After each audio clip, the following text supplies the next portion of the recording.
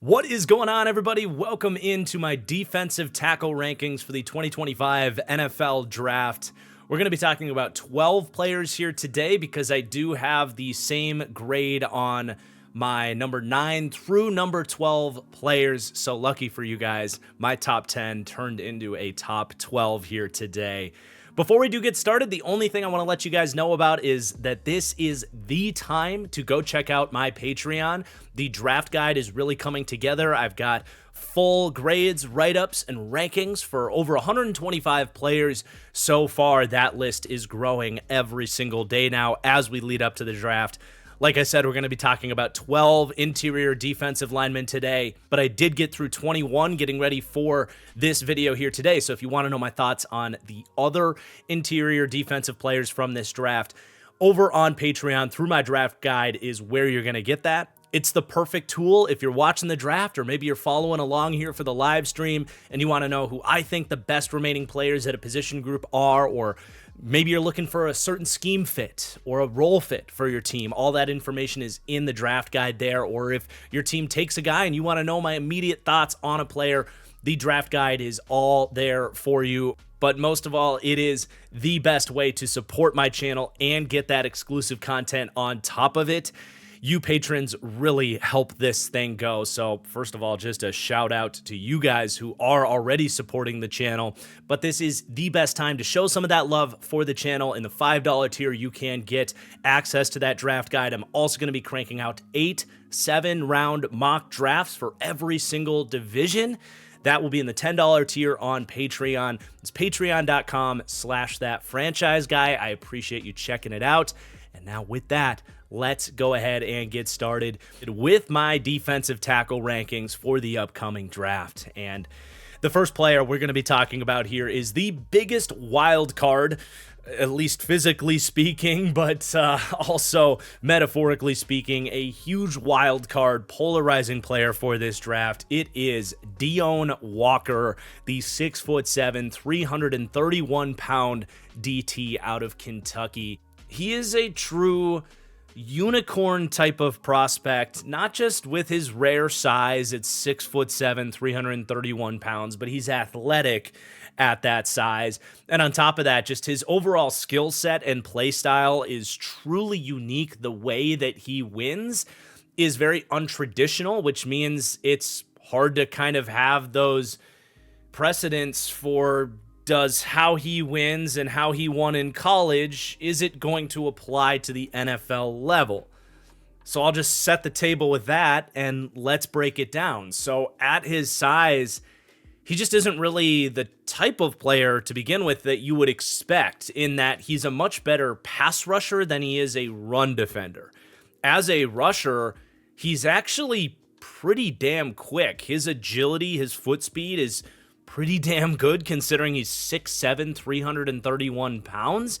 And because of that, he caters his pass rushing skill set to that. He is powerful as well with that size, as you would expect. So he's got a really good club and go move where he's going to throw that arm, try to displace the offensive lineman, and that's where his quickness comes in. He'll displace you and then use those quick feet to get into that new gap that he just created. He also has a swim move that works really well for him. He just towers over these offensive linemen. So similarly, he'll take that offhand, push you aside. He'll just throw that arm over, but he needs that foot speed to slip past you as well. And then kind of in a similar style of sorts, he's got a bit of a forklift move that works for him. Guys really lean into him and try to stop him by punching hard, and he'll kind of brace for that, but then lift your arms up, which kind of, has this knockbacking effect. It's more of a vertical knockback than it is a horizontal knockback, like I described with his club and go or his swim move. So he'll kind of forklift you, knock you back a little bit, but at the right moment when he gets that lift, he'll take off and run past you. So that's really how he wins as a rusher. And to kind of complement all three of those go-to moves of his, he does have a really unique physical trait, not just the size and the quickness and good length at 34.25-inch arms, but he does have contact balance, which really is something that matters at this position. It's something that I might even start including in these grading profiles as we get into next year's draft, because it really is important for defensive linemen. But yes, he's tall and he paints this easy target for offensive linemen to kind of get up and under his chest, but it's not very often that those punches from offensive linemen actually throw him off his spot. It will happen from really strong players, and that's really when you're talking about, is his game going to translate to the next level? Is he going to get to the NFL?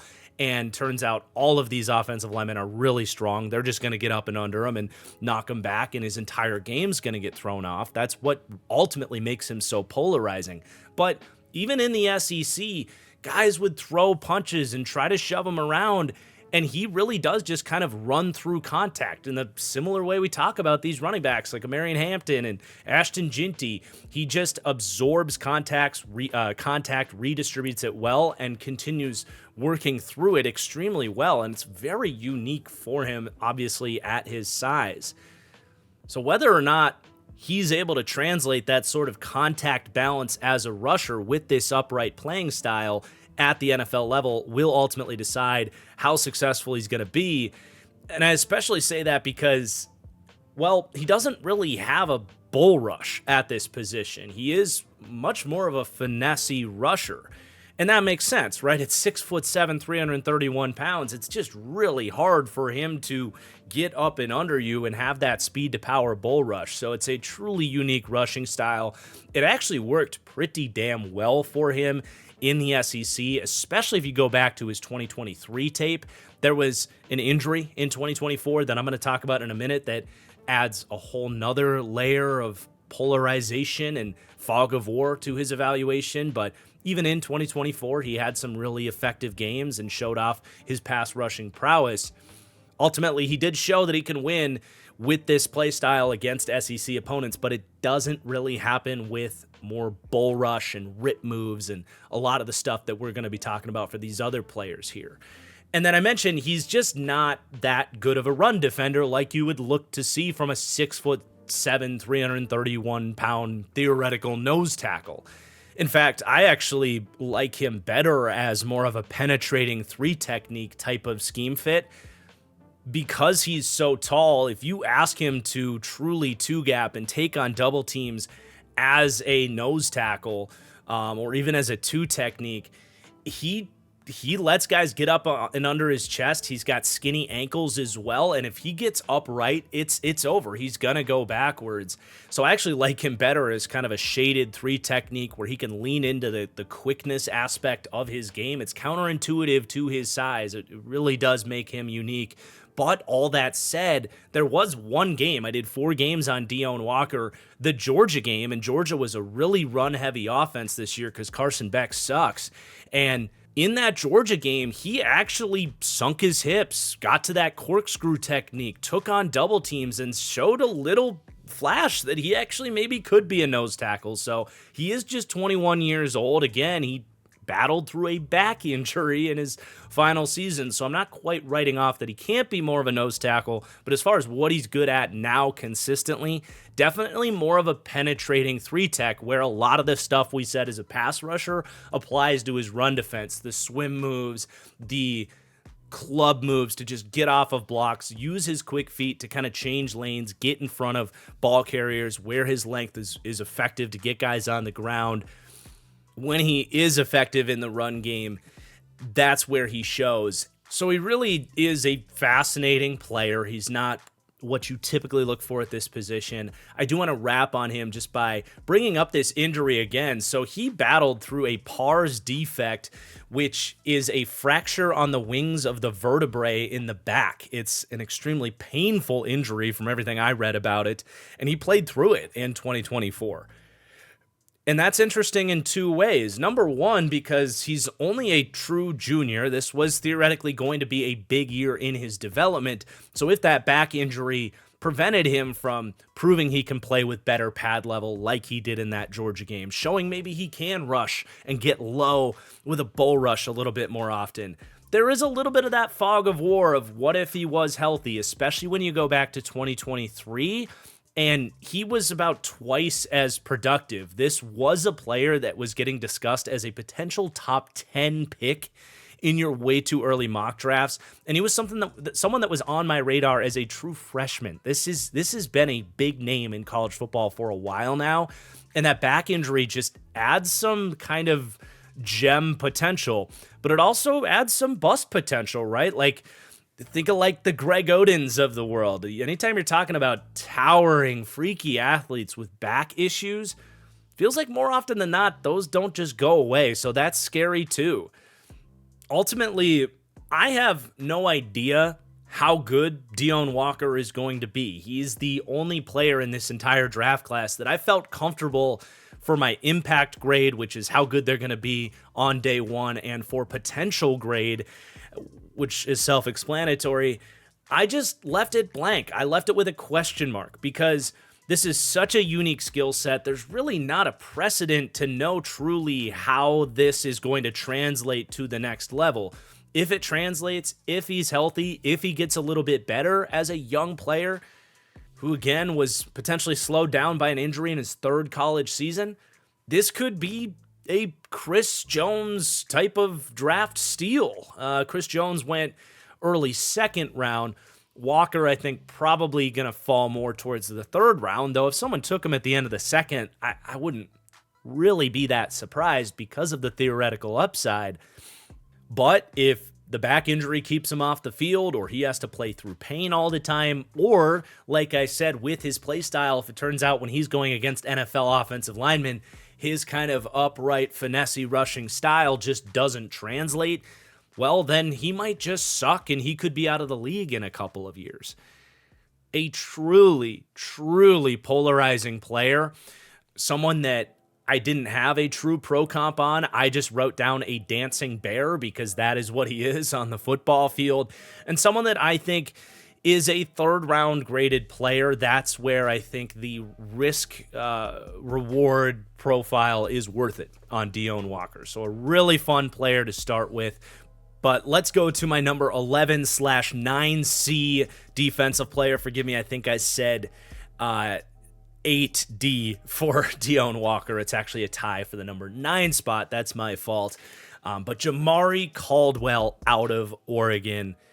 And he makes a ton of sense to follow up Deone Walker in the rankings here.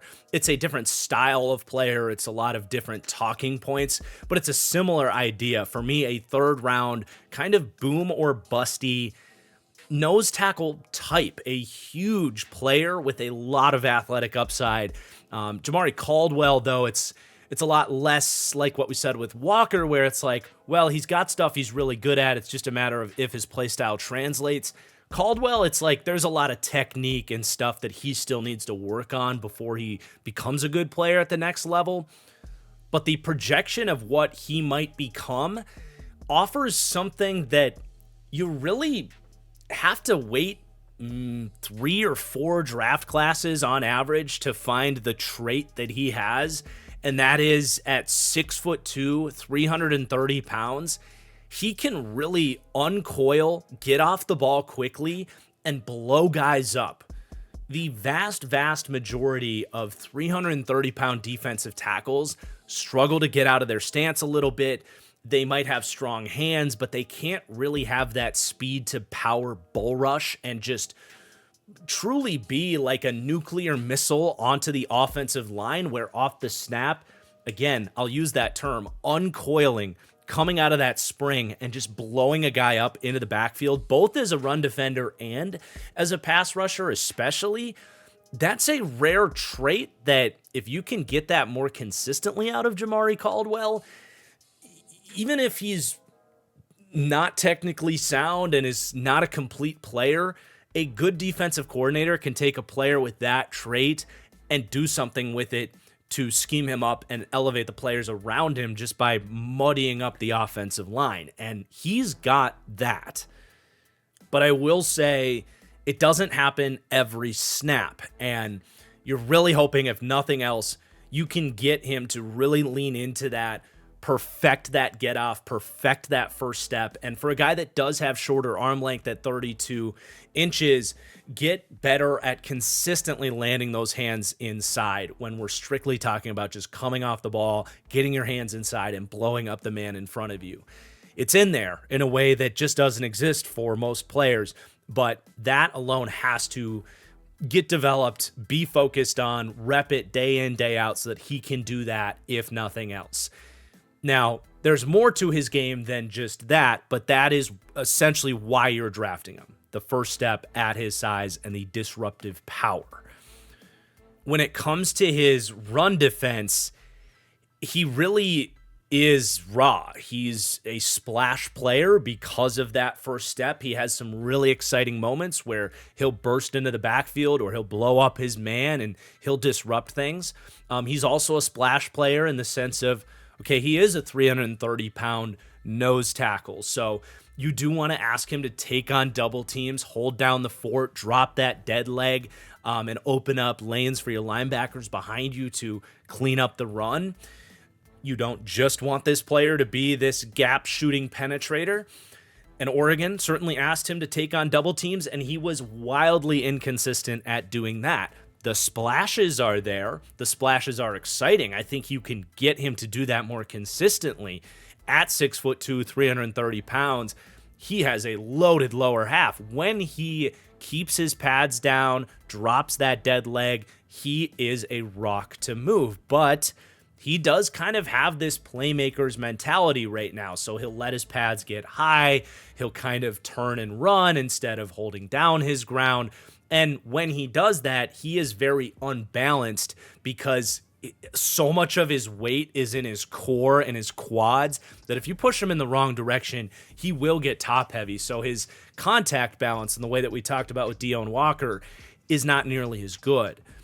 So there's a lot of bad reps against the run, more bad than good, though the good reps are the ones you want to put on the highlight reel and show the coaches and say, hey, can we get this out of him more consistently? And if you can get that more consistently, plus that disruptive get-off that we talked about, you can really start to imagine what we're talking about in terms of crazy upside with Jamari Caldwell. My high-end pro comp is Akeem Hicks, who was like a Pro Bowl caliber, massive defensive tackle that had that uncoiling ability to disrupt the pocket right away, but could also anchor and two-gap and defend the run consistently. So those are really the two things you're going for. He does have some other stuff about his game that you like. You know, he actually does win as a pass rusher with some quickness. Like I said, his ankles are a little lighter. Like he has a little bit of foot speed for a bigger guy. So he can actually cross lineman's face with a rip move. If they're really setting and getting ready for that bull rush, he can catch you flat-footed and cross your face with some quickness. I like that as a changeup. Right now, he probably likes to think that's his go-to move. I'd rather he get really good at the bull rush and then use that cross-facing rip move as a changeup. He's also pretty good at just kind of swiping away offensive linemen's hands. He's a good hand fighter in that sense as a rusher too. He really does have instincts as a pass rusher, which you just don't find from a lot of big guys like this. So for me, he's got really unique traits. I'm taking him and asking him to rep getting out of his stance and blowing up the sled. You know, I want you spending half of your practice time just working on that, making sure you've got everything physically, mentally, technique-wise, just repeatable in that sense. And then I want to work with him on being more of a true nose tackle, because I think on day one, if you want to put him out there for run defense, you could throw him out there as a nose tackle, but I think on day one, he's more of a penetrating three technique in terms of how he plays right now. I think you can shift that a little bit. It's just going to take some time. Really, really a fascinating player and well worth the risk of a third-round pick. And it, you know, I say risk. I still think worst case scenario, you could get something like a Jordan Phillips, who has bounced around the league from team to team because he is one of these 325-pound defensive tackles that he really can't do anything else, but he can explode out of his stance and disrupt the pocket. He kind of lucked into a 10-sack season once upon a time because of that alone. So to me, that's like the low end on Jamari Caldwell, which is pretty exciting considering this is already the 11th player on this list. As we go to my number 10 player, if you guys have just a second to hit that like button, I really do appreciate it. It's a free and easy thing that does support my channel in a big way. And of course, make sure you're subscribed so you don't miss the remaining position rankings that we've got coming. I think I'm going to bounce back to offense and do tight ends next. Then we're going to do the secondary with corners and safeties. So a lot of great videos heading your way within the next couple of weeks. So make sure you're subscribed so you don't miss that. But at number 10, I've got a player that I was pleasantly surprised by in Vernon Broughton out of Texas. I watched him side by side when I did Alfred Collins, who will be making this list, spoiler alert. But I actually thought Broughton didn't just surprise me, but he was kind of the more impactful, disruptive player in the sense that third downs, Alfred Collins would actually come off the field. Vernon Broughton was the one out there and was Texas's best pass rusher and was the guy helping end drives for that Texas defense. Now, I really like Alfred Collins, and he does something completely different that I obviously really like because I do have him ranked ahead of Broughton.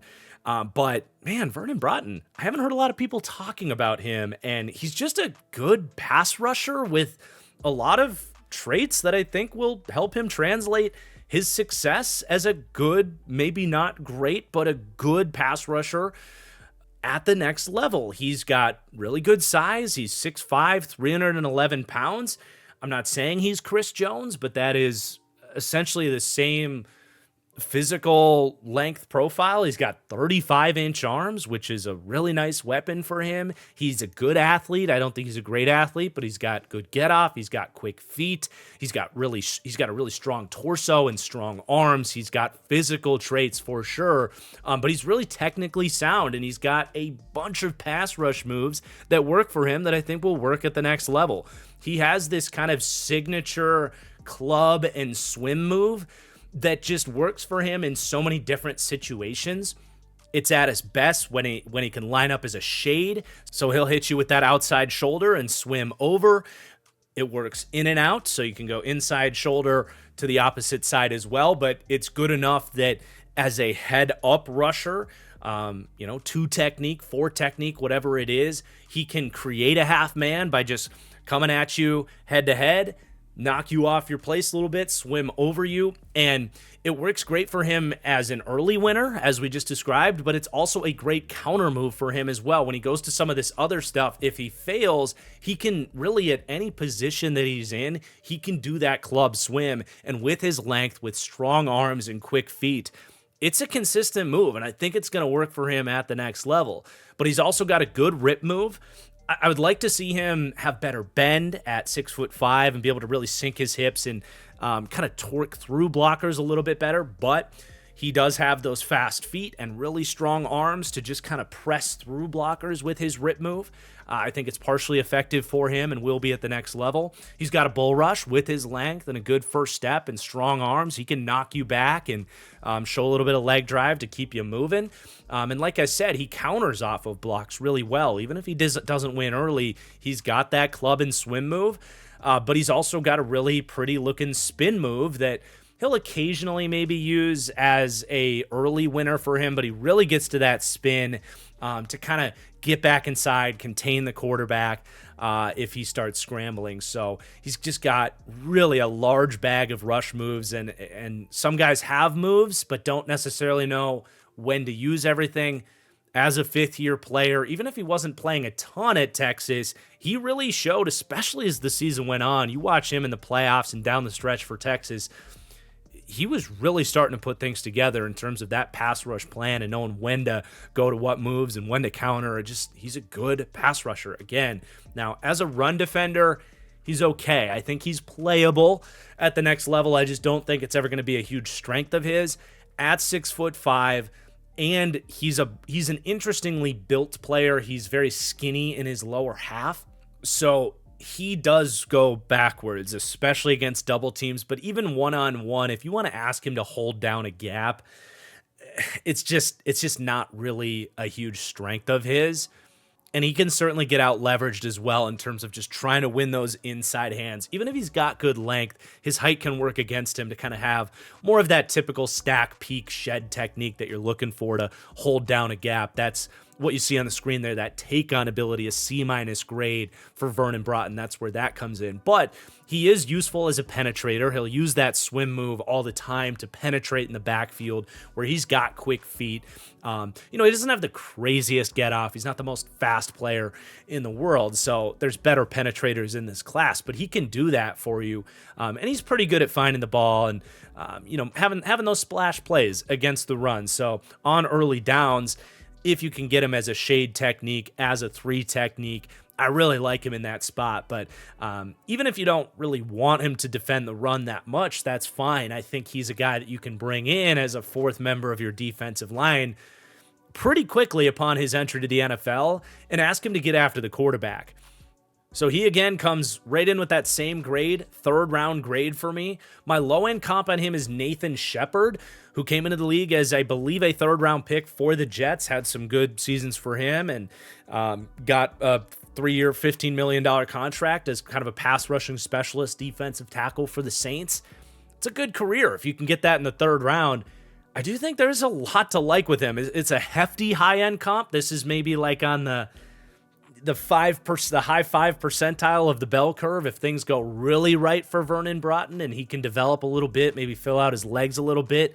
Stephon Tuitt, who is really kind of like the level of a good number 2 defensive lineman. It's lofty for Vernon Broughton, but I don't think it's impossible. He really had good film. And I think you look at the fact that he stuck it out at Texas. They've been just churning out defensive tackles from all the way back to Moro Ojamo, but obviously Tavondre Sweat and Byron Murphy last year. There's another Texas D tackle on this list. Like, he had to really stick it out, fight for playing time. I like that he did. He had, I'm just eyeballing this, but about 600 snaps in his first 4 seasons at Texas. 5th season, he gets 600 snaps, and his best football came in the second half of the year. So I do think he's a guy that, like, when you talk about, playing with better pad level and defending the run a little bit better, if you're aiming for that Stephon Tuitt comp, I do think with his length and he's a strong guy in his upper half, there could be some more to get there. So I like his trajectory quite a lot and was just really pleasantly surprised. And I hadn't heard anybody mention him up until the point when I went in to watch him. So really a big fan. And he speaks to the depth of this DT class again, because he easily would have made the top 10 based on this evaluation in last year's draft. But then my actual number 9 player here, the very last guy I watched, wasn't anticipating that he would make this video, but he's really fun, and he's got to make the list, and that's Aeneas Peoples, or Aeneas Peoples. Comments, you guys will have to let me know if I'm saying that correctly or incorrectly. I'm going to say Aeneas Peoples. That sounds right to me. And it's Peebles, not Peoples, so got to get the pronunciation right on this one. But out of Virginia Tech at 6 foot, 282 pounds, 6 foot and a half. He's almost the identical size profile of like Kalijah Cansey. Now, he's not quite as athletic as Kalijah Cansey, but he's one of these shorter defensive tackles that wins with quickness and leverage. But he's not super different from a lot of the stuff we said about Vernon Broughton. Hell, that's literally why I have the same grades and why I'm doing this whole tiering of some of these grades, because very kind of similar style. If you miss out on Broughton, wouldn't mind taking a gamble on Peebles. Very different size profiles though, right? But when it comes to Peebles, he just wins in so many different ways as a pass rusher with his kind of shorter, compact size and his quickness. But his favorite move, just like Broughton, is that club and swim move.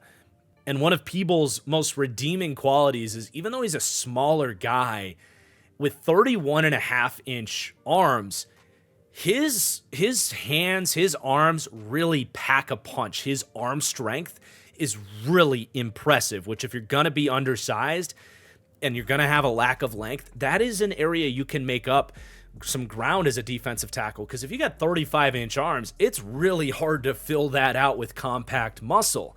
31.5-inch arms, you can get a little bit more bulk in there. So he definitely has that. So when he clubs you, you're going left or right. And then he's even quicker than a guy like Broughton to take advantage of that space that he just created and bolt through that newly created gap. He also has a really nice spin move that he can win as an early win. He will use it as a, just like Broughton, to kind of counter off blocks and contain the quarterback as well. But he can really uncoil out of that compact stance that he has. And with these strong hands, he can really get off the ball, get up and under you, and really bull rush you. And he's even got some other pass rush moves in there. I saw him break out a cross chop that didn't really work because he ended up just running into the tackle that kind of got in his way, but it was a nice looking cross chop. I think he can win with that. But in 3 games on him, I just saw that move once, so maybe still working on that a little bit. And he's also just a good hand fighter on swipes. If he gets caught on play action or whatever, he can kind of react with swipes and get himself in a position to get after the quarterback there.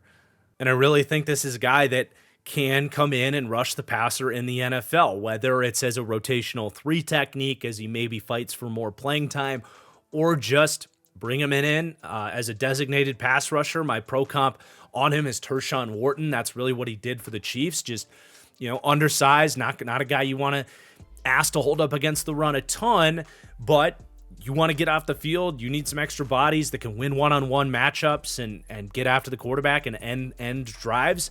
I really think he can do that with his pass rushing profile. And there are examples of guys in this size profile actually having a lot of success. I mentioned Kalijah Cansey. Cansey's a different level in terms of athleticism, but that's why I like Tershawn Wharton. I originally had Kobe Turner in there. Another guy with almost identical size is Osa Odigizua. There's a lot of that type of player in Ainias Peoples. And in the case of Odigizua and Kobe Turner, those were 3rd-round picks, which is right around where I have him. Now, like I said, the run defense, I will talk about that for just a second. It's not a strength in his game. Like, obviously, at that size, the anchor, and with that arm length, the ability to really take on blocks, if nothing else, it's going to be really inconsistent. But if you double team and you just run at him, you're going to have some success. So he's a guy you got to kind of scheme around. But I do want to give him his credit, too. Like, he really does give it his all, and he is rocked up. Like, every pound of that 282 on his body carries some play strength to it. So there were actually some snaps against college competition where he took on some double teams and could, with those hammer hands, get his hands inside and shed blocks. He's a really good penetrator too. He'll break out that swim move to get into the backfield quickly. He can just rip through guys too. And I think he's got just really good awareness against the run. He understands team tendencies. And if you're going to be one of those penetrator types, if you're going to bolt into the backfield, it's nice if you have a pretty good understanding of where the ball carrier is going to be, because you see some guys, they'll shoot a gap, but they shot it in the complete opposite direction. You don't see that a ton with Peebles. So I stuck with the Tershawn Wharton comp because you don't want to project all of these undersized defensive tackles to be adequate run defenders in the league. But if you wanted to stretch this to an Osa Odigizua comp who just got $20 million, again, you could sell me on that. I think there's a world where, like Osa, he can hold up against the run and be an impactful pass rusher. So really was impressed by Ainias Peoples. Was excited to get him included on this list, and that concludes this kind of tier of players that tied for my 9th-ranked defensive tackle in this draft. But now let's get to number 8 here, and I do have just one more tie here with number 8 and number 7. Kind of one of these deals where these are just entirely different roles and 2 players that ended up with the same final grade. So it's having a tie there makes a ton of sense. Like number 8 here, Alfred Collins. We're going to be talking about him as this high floor run defender. My number 7 player is almost all pass rush as a 3 technique. So, that's just a little behind the scenes on the grading process and stuff and why it comes out this way.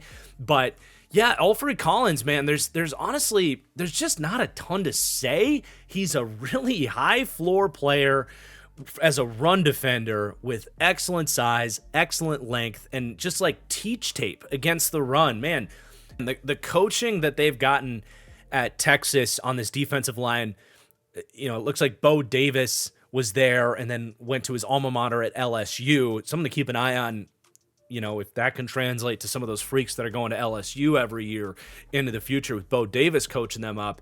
But in just this recent season, Kenny Baker stepped in, coming over from the Miami Dolphins, and he did a great job with these guys too. But like I said, man, Alfred Collins, just teach tape against the run, especially if he can get a one-on-one look. Just the long arms, pad level at 6'6", he keeps those hips down. He keeps the pad level in a good spot, again, especially against one-on-one blocks. I'll talk a little bit about that potentially working against him on double teams at times.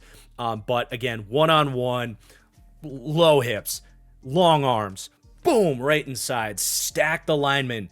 Then once you've got him where you need him, playing with him like a steering wheel, the peak technique to see where the ball is coming from, when it's coming your way, and then right at the point of attack, when that ball carrier is coming into his lane, he will either dispose of you. If he's got you enough, he has a push-pull swim move to slip blocks if he catches you leaning, or with those 34.5-inch arms with a 6'6" frame, he can swallow you up with an arm tackle. So, like, the ability as a one-on-one, run-stopping player, it is incredibly high floor and should play in the NFL right away. Now, I do think he can play nose tackle. I do think he can take on double teams, but he is a lot more inconsistent there. A 6'6" nose tackle, it is tough. It's you don't see a ton of those for a reason, because if he's got two blockers coming at him and they're naturally going to be up and under his pads, he's, unless he's really getting into that corkscrew technique, which he can do, but you can get caught off guard at times. And if guys kind of pop him up, get him upright, he's going to lose that anchor and he's going to lose some ground. So he does have some reps against double teams. And then naturally as well, if he's defending like wide zone, or if he has to get out of his stance and open up his hips and start running a little bit to get to the ball, again, especially against wide zone, naturally his pad level is going to come up. So he struggles a little bit to kind of ride the wave of against wide zone. Guys can kind of get up in front of him and then get up and under him and kind of drive him out of the run. So there are times where his anchor works against him, but again, when he's a one-on-one, I really like him as a like a 3-tech or as an even front. If you can make sure like he's getting one-on-one looks, he's dominant. Now, as a pass rusher, this is why there's just not that much to say on him. He just doesn't have a pass rushing profile. He has really one move, and it's kind of a reactionary move. He kind of plays everything as if it's going to be a run, and then once he sees it's a pass, he has a push-pull swim move that is almost the exact technique that he would use if he was shedding a block as a run defender. So he will impact plays. He's a good player to have against play action for sure, because he just doesn't really play it too differently, and he's going to be able to eventually get off a block and get after the quarterback against play action. And you might be saying, well, this sounds like more of a coaching point. Like maybe he can pin his ears back and get after the quarterback a little bit more. Maybe. I just don't think he's a very good athlete. It shows on tape. At the combine, he didn't run his 40. He had a 26-inch vertical jump. He had the second lowest broad jump out of 42 players in attendance. Granted, not everybody did the broad jump, but only Cam Jackson out of Florida at 6'6", 328 had a lower broad jump than Alfred Collins, whose was 8 feet, and Alfred Jackson's was just an inch less. So he just doesn't really have that get-off, ability to get on top of blockers, to convert speed to power, and he doesn't really have the quickness to have this pass-rushing profile. So he very much is what you see is what you get, in my opinion. Take him, drop him right into your D-line rotation right away, and he's going to help you get to third downs. And I do think he can play a little bit of nose tackle. Again, I don't think he'll be a great nose tackle, but it's enough that he can hold his own and do it. Now, a big reason he comes in like higher than some of these other guys we mentioned is I think his skill set is becoming harder and harder to find. So many of the guys we're talking about here today are penetrating, athletic, sometimes undersized, 3-technique types. Those guys are going to be at their best when you can bring them in on a third down to get you off the field. Alfred Collins is going to help you get to third down in a way that not a lot of defensive tackles can. So his skill set is actually, even if you can argue it's not as valuable in terms of just debating what is valuable in an individual football game, I do think if you compare it to supply and demand at the position, he actually has a little bit more value in the sense of like he's doing something that not everybody else can. So, man, he's a nice player. What you see is what you get, and I think we're good to move on to my number 7/7A player here, TJ Sanders out of South Carolina. And you can literally just take every talking point that we had on Alfred Collins and just flip it on its heels. This is a lighter, athletic, pass rushing only defensive tackle at this point in time. Now, there are some flashes that I'll talk about that hopefully he can survive against the run, but day one, I would be very worried if he is out there trying to hold up against the run. I think he's listed at 297. It's possibly put on some weight. To me, he looked about 285 on tape, so it's noteworthy. Again, that's the projection. That's the hope is he can be a better run defender in the league. But based on the tape at South Carolina, what he played at there, you could run straight at him, no anchor, gets blown off the ball. And frankly, he would be one of those guys who would try to penetrate, but penetrate in the wrong direction. He would shoot left and the ball carrier would go right or vice versa. So like, there were the occasional flashes where he can get off the ball, and he does have strong arms. So like there were some flashes where he could stack you, he could shed, he could make some plays, but that was just not representative of his entire tape. So that's where he's at from a run defense perspective. You know, there's potential, but it's potential. He's not good at it right now. As a pass rusher, though, I do think he can come in day one as at least a fourth player on your defensive line and win some one-on-one reps and impact the quarterback. And he definitely has an athletic profile that will translate to being able to do that in the league. And he really, he doesn't have this crazy vast pass rushing tool belt like we discussed with like a Broughton or especially someone like Peebles. He's got a couple of moves that are really his go-tos, and he's kind of working on some other stuff on top of that. But the two moves that he does have are really nice. So for me, his best moves are his lateral hitting rush moves when he lines up as an inside shade or an outside shade and he's trying to cross your face with either swim moves or swipe moves. He's awesome at it. If you false step on him, he's gonna keep your hands off of him and just get right past you. And then he can splash into the backfield and have some really quick, fun wins as a rusher. And then he pairs that with the threat of the bull rush, which is really nice. He keeps you honest as an offensive lineman. He forces you to kind of set and prepare for the bull rush, and that's when, again, you get him to fall set and you can beat him with the quickness. But this is something that when I first watched him, I had 2 games on TJ Sanders, and I was a lot lower on Sanders. I had like a late 3rd, early 4th round grade on him. But the more and more I saw of him, I wanted to make sure I did at least 3 games before I talked about him here today, and then saw some of the bull rush in the 3rd game I watched, did a 4th game, and I was like, okay, yeah, he's got a bull rush. Like, it's in there consistently. So I feel so much better about that. Glad I watched more because he was at risk of not even making this list just a few days ago. But I did watch more and ended up feeling a lot better about him because he does have that power. He's got decent length, 33 and an 1/8 inch hands, but he's got a really nice first step. And he just does have more, his hands are more dynamite with more pop than I initially thought when I watched him. So he can get up and under your pads, knock you back, and he's got the athleticism and the leg drive to compress the pocket. And he's good too, like at knowing when he's got you with the bull rush to get off the block. He's got swims and he's got rips. Once he kind of knocks you back and displaces you, he's good at finishing that bull rush too, which not everybody can do.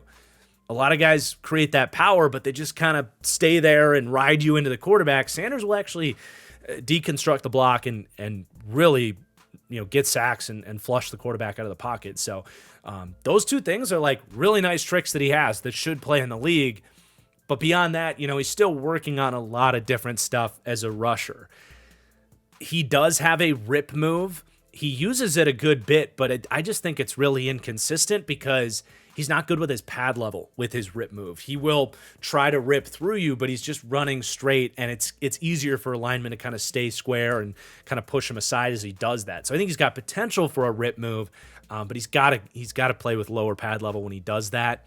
And I do think if he's not winning early, if he's not getting those quick swipes, or if he's not knocking you off your spot with that bull rush, he gets caught on blocks a lot and can kind of get lost on a lot of plays. I want to see him develop some chops and some spin moves off of blocks to counter and continue to get after the quarterback if he doesn't win quickly. And I will just say, while I like his bull rush a lot, and while I like his quick hitting pass rush moves a lot, and I think those will work to have success getting after the quarterback in the league, he's not a dominant bull rusher. He's just a good one. And he's not an elite athlete. He's a very good athlete to just win with that lateral hitting quickness. So I just want to see a little bit something else to his game as a pass rusher to make me feel really good about him being like a consistent snap getter in the league. But he definitely has the upside to get there. And like I said, there is a lot of developmental upside as a run defender as well, especially if he's kind of bulking up and becoming more of a full 3-down defensive tackle. So I like him as a late second, early third round type of player. I don't think he's this like slam dunk can't miss prospect. I think there's a chance that he's just an okay pass rusher in the league that can help you a little bit, but not a dominant one and struggles to defend the run in kind of a worst case scenario. But I do think, again, if the development comes, he can be a potential difference-making pass rusher and, a legitimate starter for you. So, again, late second, early third round in this very good class. But let's go to my number 6 player, and this is where the ties stop on this list with Darius Alexander out of Toledo. So, yes, Darius Alexander played at Toledo, and yes, he turns 26 years old in August. But I do find it hard to see his combination of athleticism plus power not translating to at least some form of success, especially as a pass rusher, getting after the quarterback at the next level. Even if it's as just like a fourth member of your D-line that can do some good stuff and impact the passer. But he's got a good bull rush. He's got a great first step. He's got long arms, powerful hands. He's accurate with his hands. He can get inside your chest, knock you back, and compress the pocket, and he has that trait. We know that trait translates to the NFL. Even if he played at Toledo, he's got good size, good athletic measurements, and great tape, and he did it at the Senior Bowl as well to say that should be there. You should be able to bull rush lineman at the next level, and he's got flexibility to do it too. You can take him as an edge if you can, like some of these defensive coordinators, Mike McDonald comes to mind, like that are really good at just finding good matchups. If you see a guy with shorter arm length that struggles to anchor, you can just put Darius Alexander on him, whether it's as a 7 technique, a 2 tech, whoever that player is, you can play that matchup, and that should play in the league. And then it's not just the bull rush, why his skill set should translate. He has some good finesse moves that aren't just finesse. They are finesse plus power moves that work well for him with his traits. And those two moves are a push-pull swim move. So again, the swim move aspect of it is, of course, finesse, but the ability to land those hands inside, push, pull, swim. The push and pull aspect requires power. And then he also has a club and swim move as well, where he's got these powerful arms. He'll throw that club, he'll displace you, and use his quickness to swim over you. So I love that, unlike a TJ Sanders, whose finesse moves are just finesse and quickness, he packages the power profile with it to accomplish that. He's even got a third move in that sort of breath being just a true club and go. Like if he throws that club and it's so effective that he really knocks you off and he doesn't even need to swim over you, if he really knocks you off with that club move, he'll just keep running and go right past you. So he's got a really 4 or 5 moves that work for him. Now I will say, like we described with TJ Sanders, he is lacking a little bit in the ability to counter. I feel like if he doesn't have that power element early in his move, whether the club didn't really throw you off your spot or the bull rush didn't quite connect, maybe he misses wide with his hands, he lacks countering ability a lot. Like he kind of just will lean into guys and try to run through blocks, which really isn't going to work great at the next level. So I would love to see him even at 25 years old. I'm sorry, I think I said 26 earlier. He turns 25. He's not quite 26. but he just turned 25 in August. But as an older player, there's still a little bit as a pass rusher that I think if he can unlock more counter moves, that's where he's going to be able to become more of a legitimate, like, kind of higher-end starter pass rusher for this position group. And then as a run defender, he's all right. I don't think he's a liability. He's strong, as we've described. He's not undersized, 6'4", 305, 34 inches. That'll play. He's obviously, like, really nice with his first step at penetrating into the backfield. He'll rip across people's face. He'll swim into the backfield. Like, he can be that disruptive kind of gap shooter as a 3-tech for sure.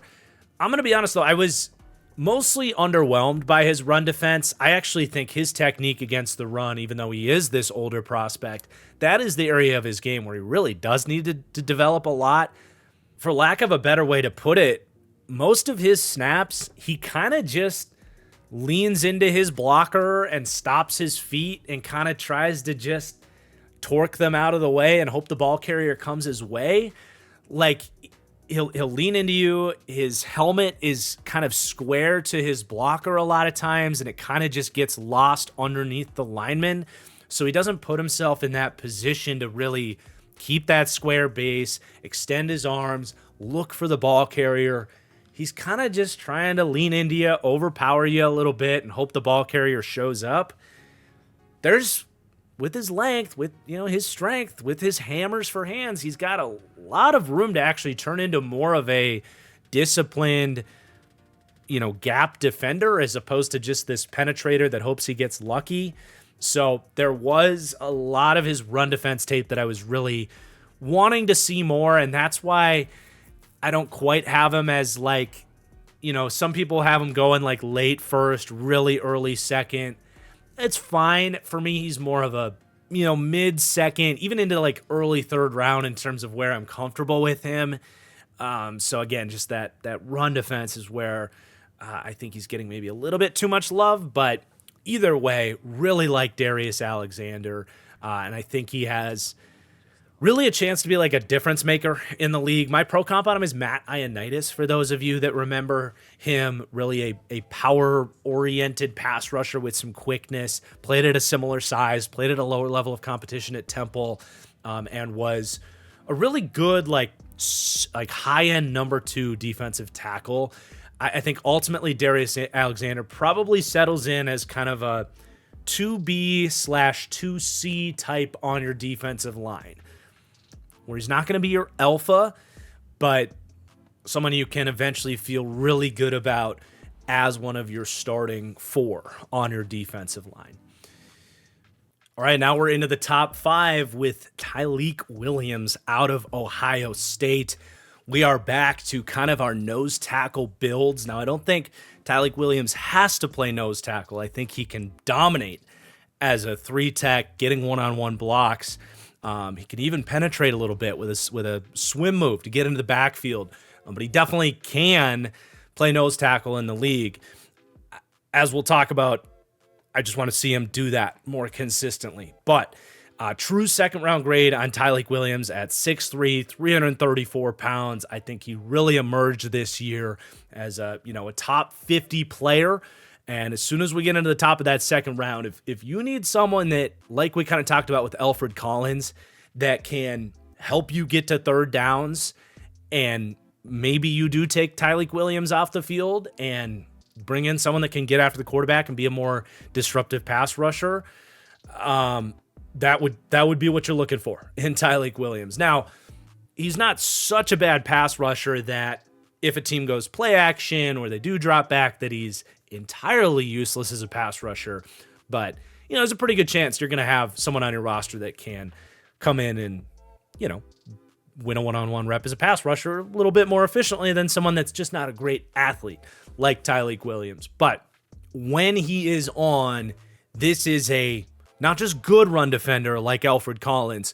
This is a dominant run defender when he's on.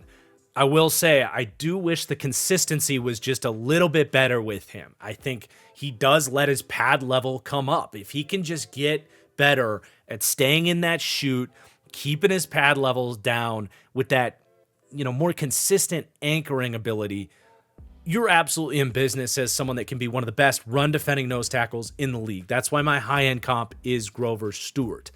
When things click for him, when that pad level is down, he shows dominant reps, and he shows dominant reps easily against single teams with the hammer hands, shorter length, 32 inches, but it goes back to what we've said.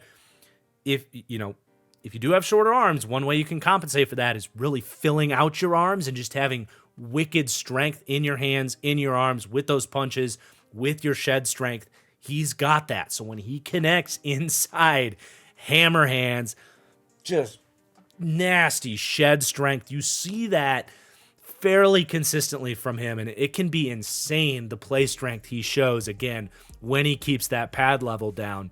And I think his diagnostics and his awareness against the run are really good too. He's really good at picking up when it's a screen and shutting that down. He understands how blockers are going at him.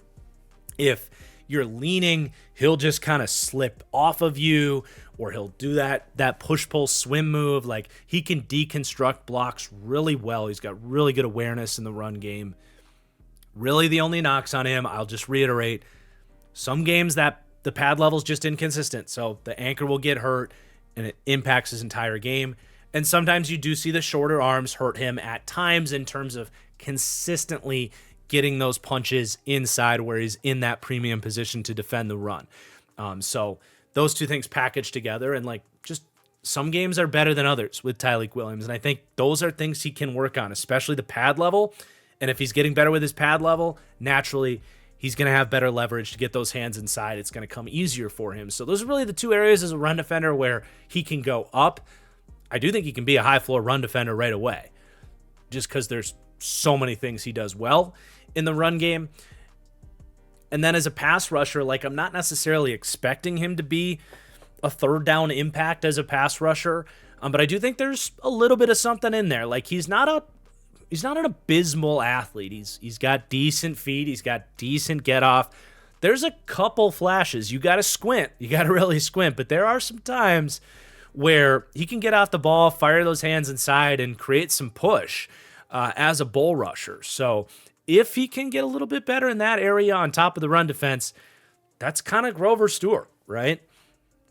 Dominant early down run defender, and someone that can still be out there next to someone like DeForest Buckner and hold his own as a pass rusher too, and muddy things up, demand some double teams, and do that kind of stuff. So he's a pretty clear-cut profile. My low-end comp is Devon Hamilton, who's had his own path in the NFL, but someone that, even if things don't go entirely right for him, he's still a useful kind of quasi-starter for a defensive line. I think even if the development doesn't fully come with Tyreek Williams, which I absolutely can as a still pretty young, fourth year, 22-year-old that got better every year at Ohio State, I think you absolutely could see more of that Grover Stewart trajectory. So fairly simple profile on him, but a player I really like, a true second-round grade.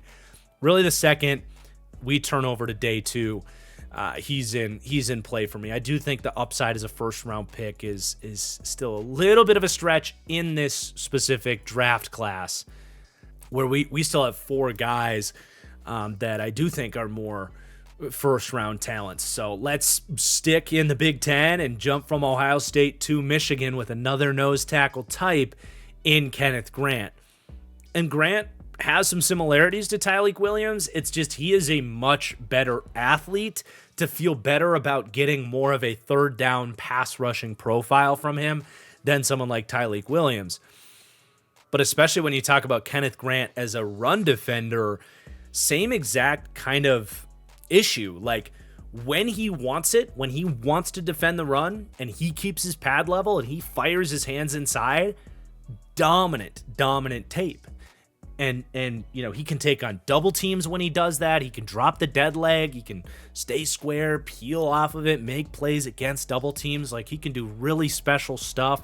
He can also do a little bit even more than someone like Tyreek Williams as a penetrator. He doesn't have to play nose tackle. He didn't always play nose tackle at Michigan. He actually has a swim move off the snap that's nasty. That's probably the thing he does best most consistently actually is just slipping blocks with that arm over and finding himself unblocked in the backfield, ready to go attack the running back. Like, that's probably what he does best and most consistently, and you're going to be able to do that, as an outside shade more often. So I think you could take him and stick him next to someone like Grover Stewart as a 3 technique and be more of a playmaker in that role too. So I love that you can do both with him. It's just he runs hot and cold. It feels to me like he gets bored sometimes. Like, he does have this playmaker's mentality where he wants to go headhunt. He wants to kind of keep his pads up, and he'll kind of give up ground as guys are blocking him, and kind of like Deone Walker a little bit, where like eventually he'll get off the block and go make a play, but it's like, it would have been better if you just anchored down and held it down so the linebacker could go make the play like he's supposed to. So, he kind of has this big game hunting mentality as a defensive tackle that I hope you can kind of get out of him a little bit. You don't want to lose all of that, but it does hurt him at times, and it hurts his consistency. So when he wants to play like a run-stopping nose tackle or as a 3-tech, he will do it. It's just getting that out of him more consistently. And I think you could say the same thing as a pass rusher, where he can be frustrating at times. He can be extremely exciting at times, don't get me wrong. But he plays like he wants to be a finesse pass rusher, which in my opinion, that's great that he has light feet and can do some really special stuff at his size. But to me, the swim move and the hand fighting and the, bend and, trying to run around guys, that to me should be the changeup as opposed to the fastball. I want to see him bull rush more often. And that's where the frustration comes in, because maybe once a game or once every other week, you can see the bull rush. Like, he's got decent length. He's not overly tall. He's got the Getoff. He's strong as hell. He can compress the pocket. He can blow you off the ball. He can rush with power. He just doesn't do it. So to me, this is like why you have a 30, top 30 visit with him. This is why you interview him at the combine and be like, hey, we love that you do these things, but are you down to like mold your game to be a little bit more consistent at the next level? Can we work on this?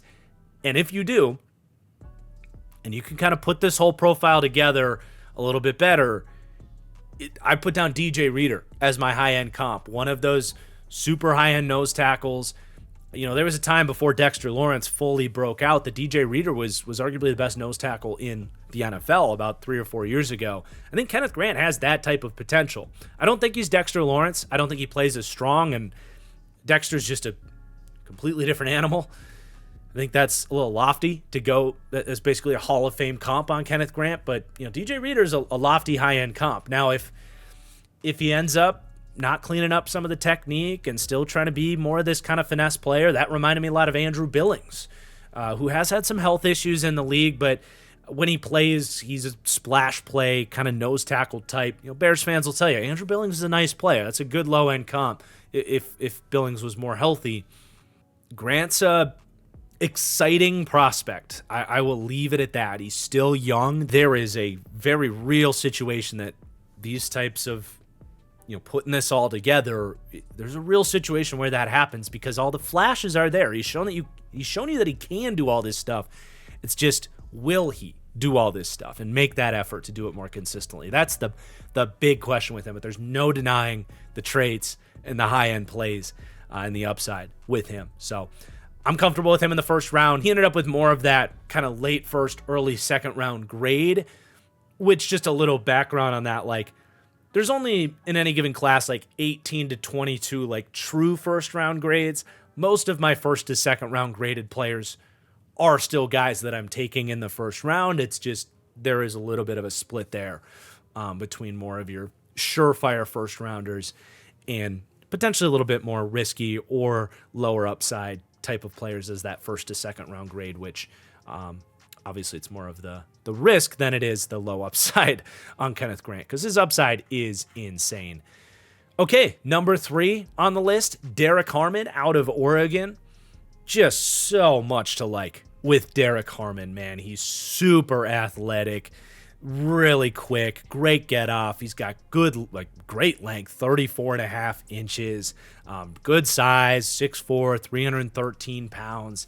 As a pass rusher, man, just tons of pass rush moves and remarkable production in his final season at Oregon. He had 25% more pressures than any interior defensive lineman in all of college football last season. And that's going against Big Ten competition and some of the best offensive lines in the league. He was also 6th in all of college football in PFF pass rush win rate. And that just reflects like how good he is at beating one-on-one reps. So, I mean, he's got so many different moves. I wouldn't say he has a particular like go-to move. He really changes all this stuff up. And a lot of his moves kind of look similar. It's a lot of these kind of cross-facing, finesse-y, quick-hitting pass rush moves that tap into his quickness. But he's really good at hand fighting. He fights for leverage with his feet. He can kind of bend in and out of blocks. He sets guys up with like subtle Euro steps. But he's kind of just very active with his hands. He's got swipes. He's got chops. He's got swims. He'll do the arm over and slip right past you. He'll get low and rip under you. Kind of breaks it all out. And then on top of all that, he's got a good bull rush. I want to see him continue working on the consistency of his Getoff and his hand placement. Sometimes he comes in wide and misses with his bull rush. And then he just kind of, the reps just kind of over. So I want to see just repetition of that, firing off the ball, staying low, getting his hands on inside. He's got a good bull rush, like in the sense of when he connects on it, you can tell he's got the traits to do this at the NFL level. There's another level to be unlocked in terms of consistency with it, but it clearly was enough to keep offensive tackles honest and have to account for the fact that he might just fly off the ball and knock you backwards on top of all this quick hitting stuff that he has. So really a balanced pass rushing profile, and he's a pretty balanced player against the run too. He plays with consistent pad level. I like that. I thought he anchored pretty well for such an athletic guy. Like you can tell, like, yeah, he's 313 pounds. Like he's not one of these pass rush specialists that are going to get targeted in the run game. Like he doesn't have incredible sand in the pants and anchor. Like he's a little bit lighter in his calves, but I thought he anchored pretty well. And he's an awesome player to kind of penetrate in the backfield with that swim move, his quickness. He can absolutely be that disruptive kind of gap shooter as well. And a pretty smart player against the run as well. He played at Michigan State. They focus on coaching those guys up there too. So like that all translated to Oregon. There's still some room to grow overall as a player. I think it's one of these tough situations where I think he's really good with his arms and good with his hands when he's right with it. But I do think overall, like, he's got more potential to do it more consistently. And I think that applies to both phases. I think, I described him with all these chops and swipes in his pass rushing moves. To me, it felt watching him on tape like he was throwing his hands, but he was more like flailing them as opposed to like assertively swinging them to actually displace blockers, which again, like, there were times where he would really throw them and be effective with it. But I want to see him do that more consistently. And in the run game too, I felt like sometimes his hands were like, I felt like some reps he would uncoil, he would stick those hands inside, he would show the play strength to shed. Sometimes he would come in a little bit softer and passive in the run game. So I want to see him more consistently bring his upper half to complete his profile to be a star player at the NFL level. It's not like gonna make him bad or anything like that. But that's, I think, the main thing is being more consistently strong with his hands and more consistently accurate with his hands to really be a star player. And that's why my pro comp on him is Christian Barmore, who, man, really came into the league and took some time to become a more consistent player, especially against the run. But after about 3 years, really emerged as a star player for the Patriots. Now, in recent seasons, the blood clots and the health has reduced what you think of when you hear that name. But in terms of the size, the athleticism, how they win, frankly, what they were as prospects, for me, Barmore was a first-round player. He ended up going in the second round. Maybe that was because of some of the health concerns. I don't know. But he definitely lived up to having more of a first round grade. See a very similar type of player in Derek Harmon. So, man, really I think I've considered him with that 11th pick to the Niners. Anywhere from there to like 25 is a great sweet spot for Harmon. And I think he's got a really good chance of being a difference-making 3-down defensive tackle in the league. Likewise with Walter Nolan here out of Ole Miss, whose grade comes in just a tick above Derek Harmon, and Derek Harmon was a tick above Kenneth Grant before that. But man, Walter Nolan, the former number 1 overall recruit in his high school class, started at Texas A&M, where seemingly everything went wrong with all the talent they had with that group. But he really put it all together this season at Ole Miss, in his first year at Ole Miss. Just a really productive season, both as a run defender and as a pass rusher, just showing off like why he was the number 1 recruit. He just has a rare blend of twitch, power, bend, superstar potential with Walter Nolan. And I know I said he put it all together at Ole Miss. He put it all together to get himself into the top half of the draft. But hopefully this is just the beginning in terms of really putting everything together technique-wise to be a superstar player in the league. So right now, as a pass rusher, it's really just a couple ways that he wins, which was fine at the college level because of his traits being so dominant and being dominant traits that these alone should translate to the league to at least have a baseline level of success. So his best rush is his rip move. He has that rare ability to kind of stay low and stay flexible and pliable through a rip move. He has that hip torque plus bend plus just core power to just test a leverage point of the offensive lineman. The most human athletes can't match. They can't mirror the point of leverage that someone like Walter Nolan is able to test with his rip move. And he can do that as a head-up alignment. He can cross your face and rip through you. He can do inside-out rips. He can do that on stunts and twists and games. It's an elite trait. It's the defining reason why he's my number 2 D tackle and first-round grade, comfortable with him inside the top 15, all that. There's only so many guys that can do what he does. And then on top of that, he's got a really nice bull rush, and he's got a couple different types of bull rushes as well. He's got your more typical textbook speed to power, get off, get under your pads, 2 arms, drive you backwards into the quarterback.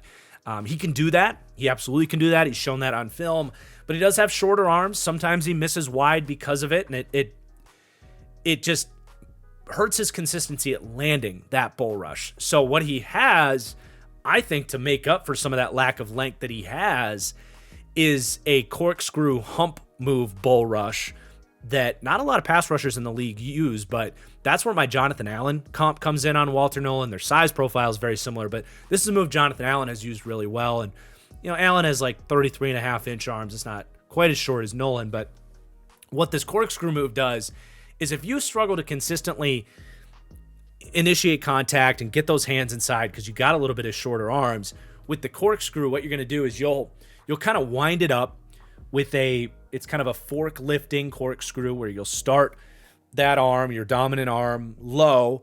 You'll rip it up through the offensive lineman's. Sorry, I'm cutting off my mic. I don't know if the audio dropped off there, but you'll bring that arm up and lift up the offensive lineman's arms, and then it's a quick effort. You got to lift it up and then corkscrew that arm, pair it with your offhand, and drive that into the now exposed chest of the offensive lineman. And you need to have a lot of strength, a lot of that bendy, flexible core power to pull that move off, because it's not easy to lift an offensive line's arms up like that and all in one explosive effort reconnect and power into a guy's chest. But he's got it, and it's been a go-to dominant move for Jonathan Allen. So he's got that. He's got the normal bull rush. He's got the rip move.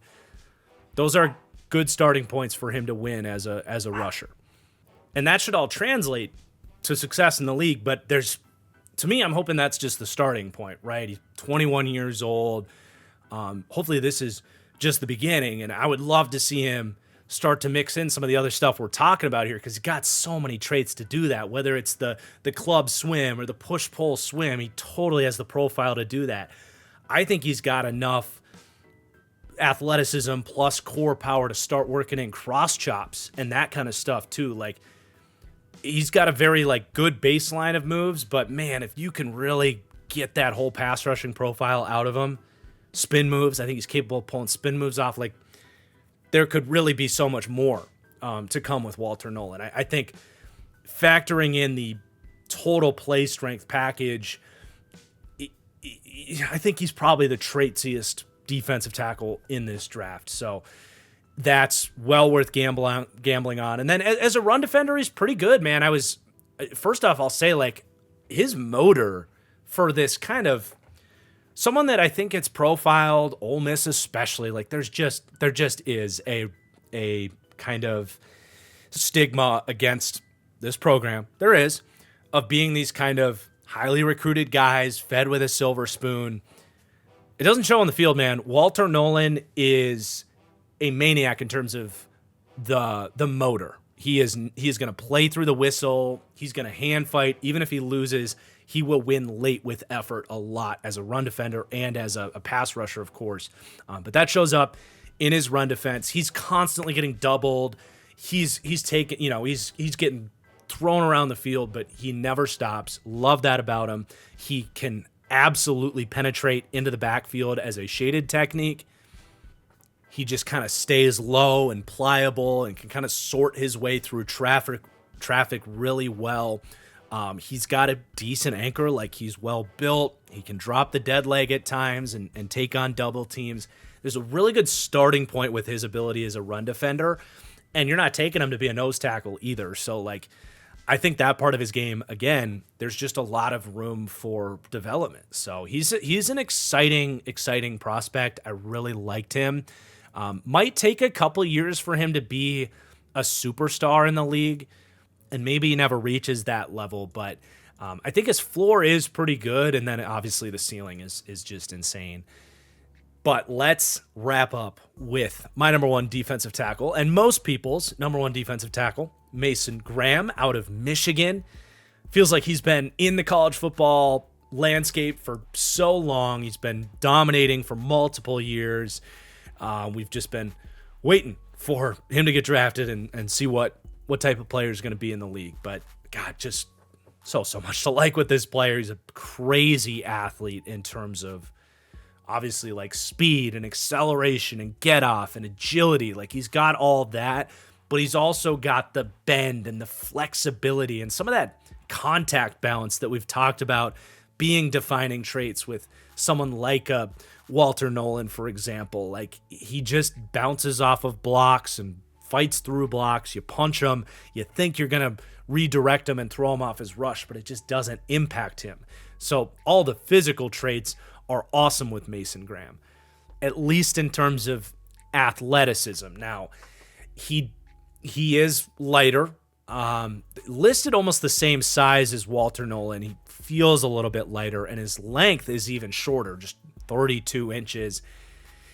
That does hurt him at times, and we'll try to talk about that, but I want to stay on a positive note for now. There's so many different ways that he applies his athleticism to win as a rusher. I think, first of all, the bull rush, the get off, the power profile is there. He will get up under your pads. He will drive you backwards. That is when he connects on it. The 32-inch arms does hurt the consistency in his bull rush. It just does. He will fail to establish first contact. He'll throw his hands, but the offensive lineman, if he's got long arms, just won that battle, got his hands inside, and then Graham's got a counter, and he can do that sometimes he doesn't. So when he does connect on the bull rush, it's nasty. He's got the power in his hands and the ability to convert speed to power in his bull rush. So it's a good starting point, but he's got all those lateral hitting moves, kind of similar to Harmon where he'll cross your face, he'll break out swims and chops and swipes. Like, he's got really good hands. And I think in Graham's case, we talked about Harmon, like, he doesn't always bring the hammer. Mason Graham brings the hammer. Like, he is an excellent hand fighter. He's always working. He's got even quicker feet than someone like Harmon to just continue to cross your face. He just is a really challenging player to stay blocked throughout the rep. With those strong arms, he's got a club and swim move as well that works really, really well for him. He can get low and do that rip move where he's got some of that similar kind of core balance, core power that we talked about. That rip move being such a great move for Walter Nolan. I think Nolan's even better at it, but Mason Graham's not too far behind him with that. He's got that hip torque plus contact balance to pull that off. So you put all this together, like, there's a reason he was a dominant pass rusher in college, and there's a reason he's going to be able to do it in the NFL. The arm length is what it is. It reduces his margin for error with some of these moves. Sometimes linemen will get their hands on him before he can get their hands on them, and it just makes things harder. That's when he's got to resort to counter moves, which he does have, but he can get locked up a little bit more. So that it just reduces his consistency a little bit, it reduces his upside a little bit, but it's not like it impacts him every play, right? We've seen that in the Big Ten for years and years now. And then from a run defense perspective, that's where he really impresses me. Because with his athleticism, a smaller frame, the pass rushing stuff, I'm not going to say it's expected, but it's more normal.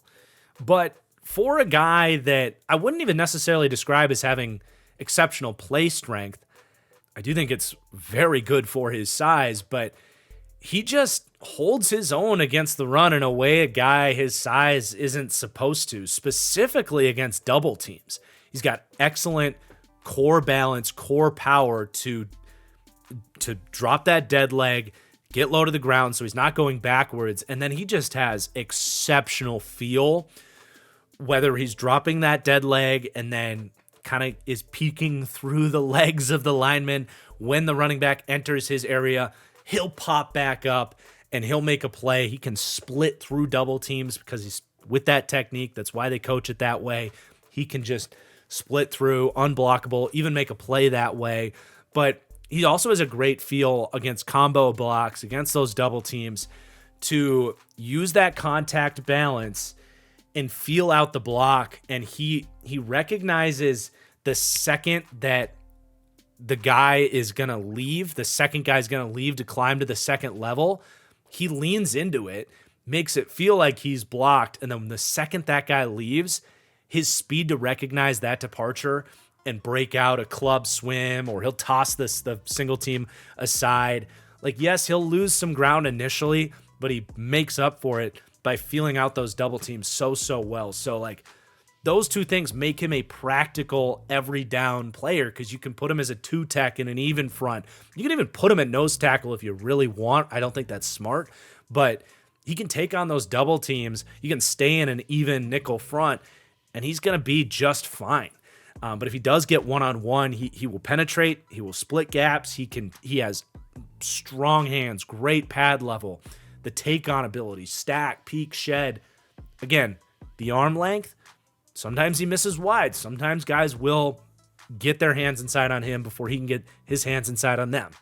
Just reduces the consistency a little bit. It's why his take-on grade is a B and not an A, because of the arm length. But when he does hit his hands inside, which I would still say is more often than not, remarkable technique to play it that way.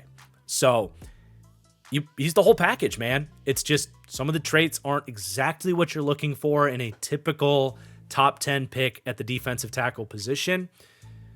That just doesn't bother me. I still do have a top 10 grade on him. I think he's a potential superstar in the league. I think his floor is exceptionally high. It's not like the lack of frame and length like makes him this bust candidate. Like, I think worst case, you're getting someone like Zach Allen, who, by the way, led the NFL in pressures last year. He also had about 130 pass rush snaps more than the next guy, but still, someone's going to get a lot of money, he's a really nice starter for the Broncos. Like, that's kind of like worst case for Mason Graham.